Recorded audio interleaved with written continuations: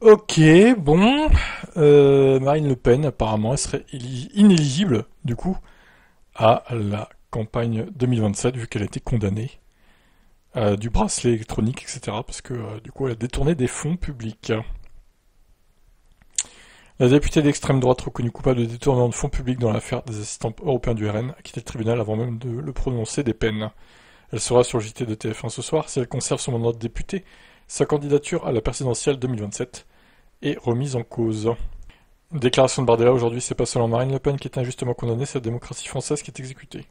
Alors, j'espère que lui va prendre sa place. Alors, il est encore jeune, hein, c'est sûr. Je sais pas si un trentenaire à président de la République, ça irait, mais par rapport à la pression et le manque d'expérience, je sais pas si vraiment il serait au niveau, on va dire. Mais bon, qui met d'autre à la place de Marine Le Pen en même temps, en tant que leader du RN.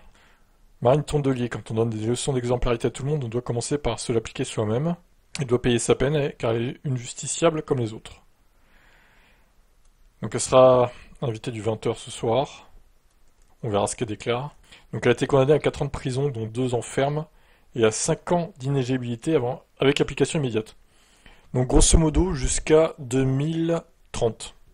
Donc elle pourrait faire la campagne 2032 de la présidence, si jamais, si jamais le RN n'a pas été élu en 2027. Ah là là là là, dur hein. Alors, bracelet électronique, donc elle ne sera pas incarcérée du coup en prison. Alors un bracelet comme Sarkozy a par exemple, etc. quoi. Conformément à l'acquisition du parquet, cette dernière peine est assortie d'une exécution provisoire, ce qui signifie que cette peine d'inéligibilité s'applique immédiatement en cas de condamnation, y compris en cas d'appel. Donc quoi qu'il arrive, elle peut pas se présenter en 2027 quoi. Si je comprends bien. Bon après, j'ai pas tous les détails, mais on en saura peut-être plus ce soir quand elle parlera.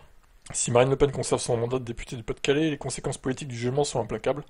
Dans l'attente de décision future, elle ne pourra se présenter à aucune élection dans un délai de 5 ans, ce qui inclut l'élection donc de 2027.